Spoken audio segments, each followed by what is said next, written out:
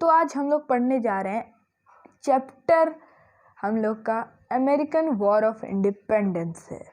तो इसको छट छट करके पट पट करके स्टार्ट करते हैं। तो यहाँ पे फर्स्ट वर्ड आ रहा है, ये दुनिया जैसी आज दिखती है वैसी थी नहीं। कुछ ऐसे रिवॉल्यूशन आए दुनिया में जो लेट 18th सेंचुरी के थे, जिसमें अमेरिका और फ्रांस, ये दोनों लोगों, इन दोनों कंट्री के लोग एक दूसरे से बहुत पहले अलग हुए और कुछ काम में भिड़ गए पावर को लाने के लिए। एक हाथ तरफ American war of independence 1775 to 1783 और दूसरे तरफ French revolution 1789 to 1795 promoted ideas of liberty, equality and fraternity. American War of Independence, अमेरिकी क्रांति और अमेरिकन वॉर ऑफ इंडिपेंडेंस या फिर अमेरिका की आज़ादी की लड़ाई, ये बहुत बड़ा इवेंट था मॉडर्न दुनिया के हिस्ट्री में। और द अमेरिकन के जो लोग थे वो अमेरिकन वॉर ऑफ इंडिपेंडेंस या फिर अमेरिकन रिवॉल्यूशन को इसीलिए लड़े थे क्योंकि वो ग्रेट ब्रिटेन से छुटकारा पाना चाहते थे और उस 13 कॉलोनीज जिस पे राज्य था, जानते हैं किसका? Imperial British rule. ये ब्रिटिश ने नाक में दम कर दिया था पूरे दुनिया को और आज एक चुन्नू मुन्नू सा ये देश है।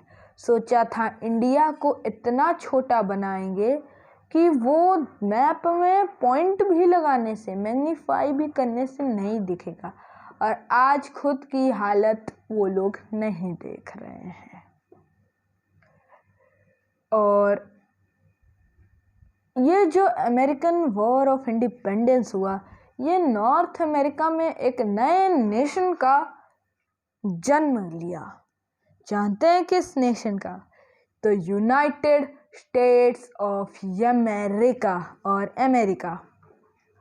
और इसका फर्स्ट प्रेसिडेंट, और उसे हम लोग फादर ऑफ यूनाइटेड नेशंस भी, father of United states of America भी कह सकते हैं, जॉर्ज वॉशिंगटन। क्रिस्टोफर कोलंबस ने 1492 में बेवकूफ़ी करके, और कह सकते हैं, हाँ बेवकूफ़ी ही कह सकते हैं, उसने सोचा कि इंडिया को ईस्ट साइड में ढूंढने से अच्छा वेस्ट में एक नया रास्ता ढूंढा जाए। तो ये महाशय पहुंच गए अमेरिका में 1492 में, और लेकिन इन्होंने फ्यूचर जर्नीस के लिए एक नया रास्ता खोज निकाला। और एक और बात बताऊं, ये जो लोग थे ना, ये सबसे पहले जानते हैं कहाँ आए थे? ये सबसे पहले स्पेन के लोगों ने ढूंढा था। क्रिस्टोफर कोलंबस एक स्पेनिश पीपल था, और ह्यूमन भी कह सकते हैं, स्पेनिश ह्यूमन। लेकिन ग्रेट ब्रिटेन ने स्पेन को इतना पछाड़ा कि मैं बता नहीं सकता कितना पछाड़ा। और ये जो था, आज अमेरिकास में 28% वहाँ जो जन्म लिए हैं वो लोग रहते हैं, बाकी के लोग यूरोपियन ब्रिटिश लोग हैं। और 18th सेंचुरी में ये 13 कॉलोनीज में पूरा बसेरा बना चुके थे 18th सेंचुरी के अंत तक। यहाँ का जो ईस्ट कोस्ट था नॉर्थ अमेरिका का, इनमें सारे कॉलोनीज का कुछ ऐसे नाम था: new Hampshire, Massachusetts, Rhode Island, Connecticut, New York, new Jersey, Pennsylvania, Delaware, Maryland, Virginia, north Carolina, south Carolina and Georgia. वो टाइम मतलब बाद के समय में बहुत सारे फैक्टर्स की वजह से ये जो कॉलोनीज थी ये यूनाइटेड हो गई और अपने पेरेंट कंट्री ब्रिटेन से ही मुकाबला पे उतारू हो गई। अब अमेरिकन वॉर ऑफ इंडिपेंडेंस का क्या कारण था? ये बहुत सारे रीज़न हैं जो मैं आपको अभी पढ़ के बताऊंगा। फर्स्ट पे आ रहा है इकोनॉमिक रीज़न। ये जो 13 कॉलोनीज थी ये ब्रिटिश गवर्नमेंट के डायरेक्ट रूल में थी और आप तो जानते हैं जिस जिस देश में भी ये ब्रिटिश लोग राज किए उस देश में ब्रिटिश मर्केंटाइल पॉलिसी लगा दी है। अब ब्रिटिश मर्केंटाइल पॉलिसी क्या है? तो ये वो मर्केंटाइल पॉलिसी है जिसमें जिस देश पे ब्रिटिश राज किया करते थे उस देश में आप एग्रीकल्चर या किसी भी चीज़ से जितना पैसा आता है वो पैसा का 52% ब्रिटेन जाता है, बाकी का वहाँ रहने वाले ब्रिटिशर्स आर्मी के पास जाता है और जनता को उसका 0.2% रेवेन्यू मिलता है। और इसके कारण कभी कभी ब्रिटिश एम्पायर बहुत बड़े लॉस में हो जाता था। जैसे कि 7 इयर्स वॉर जो हुआ था फ्रेंच से ब्रिटिशों का 1756 से 1763 में, ये जो कॉलोनीज था इनको फ्रेंच पीपल ने बहुत बड़ा हौसला दिया था कि अब भी जीत सकते हैं। पॉलिटिकल रीजन, और इन कॉलोनीज के पास खुद का एक इलेक्टेड असेंबली था और उनका गवर्नर भी था, लेकिन ये ब्रिटिश गवर्नमेंट से इलेक्ट किया जाता था। ये बहुत ताकतवर होता था और इसका आंसर कोई नहीं दे मतलब इसके साथ जवाब कोई नहीं लड़ा सकता था। और इस मर्केंटाइल पॉलिसी में बहुत सारे इकोनॉमिक रेस्ट्रिक्शन भी ब्रिटिशर्स लगा दिया करते थे। तो ये देख के वहाँ के नेटिव्स ने एक कॉल दिया, नो टैक्सेशन विदाउट रिप्रेजेंटेशन, यानी कि उन लोगों को टैक्स देने की मनाही है जो माने कि जिसका कोई भी मतलब जो रजिस्टर्ड टैक्सर ना हो, यानी कि जितने भी टैक्सर्स रहते थे ब्रिटिश गवर्नमेंट के वो उनका एक रजिस्टर्ड नेम रहता था ब्रिटिश के पार्लियामेंट में। लेकिन कुछ ऐसे भी लोग होते थे ब्रिटिशर्स में जो अपने फ़ायदे के लिए उन्हें टैक्स करते थे। तो यहाँ पे इन्होंने ये समझ लिया और एक कॉल दिया, नो टैक्सेशन विदाउट रिप्रेजेंटेशन। और इसके कारण ही अब वो क्या डिमांड करने लगे? कंप्लीट इंडिपेंडेंस डिमांड करने लगे। कल्चरल रीज़न, अब इसके कल्चरल रीज़न क्या हैं? और ये कल्चरली मतलब कल्चरली भी एक दूसरे से डिफरेंट थे। यानी कि अगर कोई चैंग चिंग चों लिखता है तो दूसरा वाला पैंग पिंग पों लिखता है। इसके कारण भी जंग हुआ था। अब बॉस्टन टी पार्टी असली में कोई टी पार्टी नहीं था, ये बस एक मतलब क्या कहते हैं एक ऐसा था कि वहाँ पे 78 टन्स एक शिप में 78 टन्स आ रहा था 16 दिसंबर 1773 को टी आ रहा था। उनको मतलब डबल ट्रिपल चौपल को भी बोल सकते हैं, चौपल टेक्सास में बेचने के लिए, इधर कहाँ अमेरिका में। तो उन्होंने शिप पे ऐसा धावा बोला कि सारे डब्बों को पानी में गिरा दिया। A beginning of the American War of Independence with the Boston Tea Party। Boston Tea Party के साथ ये जो थे खुले मैदान में चैलेंज कर रहे थे सीधा ब्रिटिशर्स को।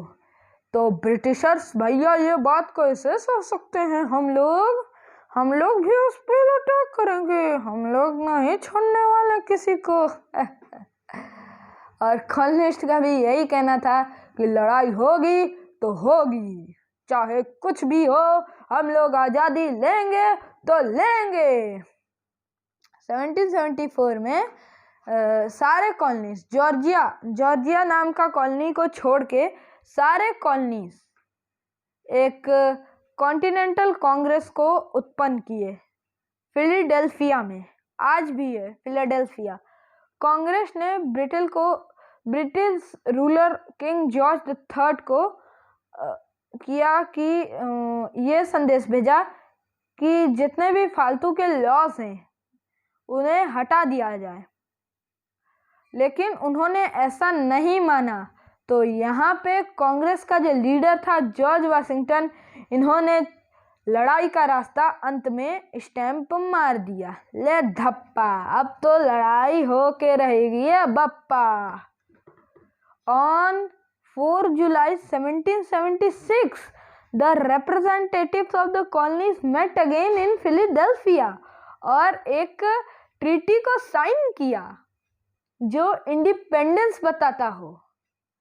और ये थॉमस जेफरसन नाम के एक उच्च महाशय ब्रिटिश के साइन किया, लेकिन बाद में कुछ ब्रिटिशर्स नेटिव्स के साथ हो गए उनके पावर को देख के, भैया जो जीतेगा हम उसके साथ ही ना रहेंगे। उन्होंने ये कॉल दिया कि सारे जो हैं लोग इक्वली बॉन्ड किए हैं और किसी को भी गुलाम बनाने का किसी को अधिकार नहीं है।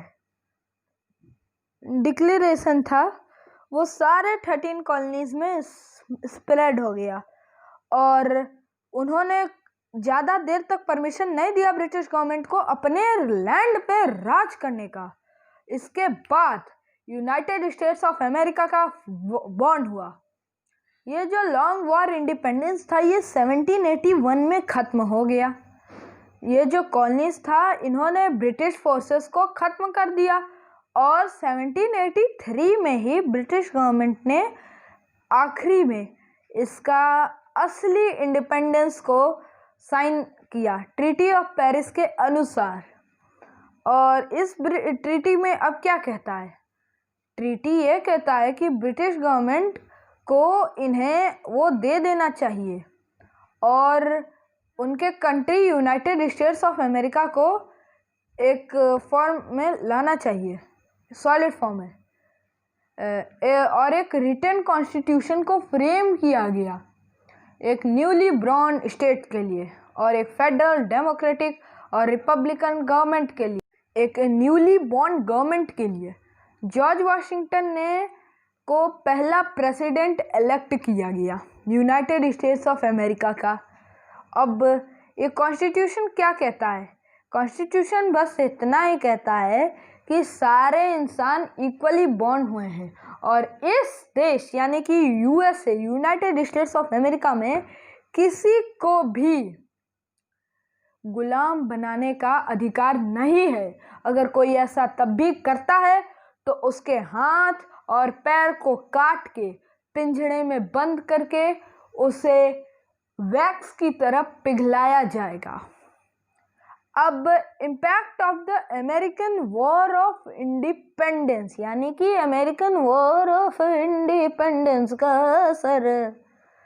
तो ये जो अमेरिकन वॉर ऑफ इंडिपेंडेंस था ये इसका बहुत गहरा असर पड़ा था अपने होमलैंड अमेरिका पे और तो और पूरे दुनिया पे।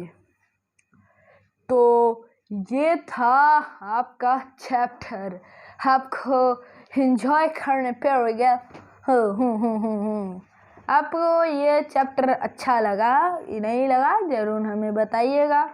और इसके बाद हम लोग पढ़ेंगे complete monarchy of the 18th century, that is the king Louis the 16, यानी कि उसके समय का फ्रांस, द फ्रेंच रेवोल्यूशन। तो bye bye and stay safe at home and watch this video to learn। याद करिएगा इस वीडियो को देख के। और जितने भी मैंने डेट्स बताए हैं ना उसको ज़रूर याद कर लीजिएगा।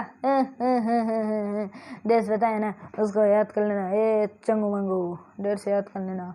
तो भाई सी यू, अगले वीडियो में आप लोग को देखेंगे।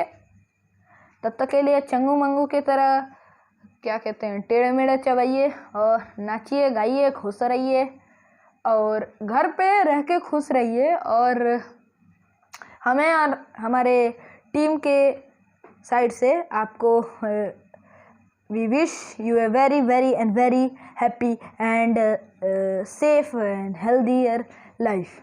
सो अपने टीम के तरफ से भी मैंने कहा है, तो I wish you a very very very healthy wealthy and safe life. Stay safe at home, घर पे रहिएगा, सुरक्षित रहिएगा। तब तक के लिए बाय बाय। जय हिंद जय भारत। जय हिंद जय भारत।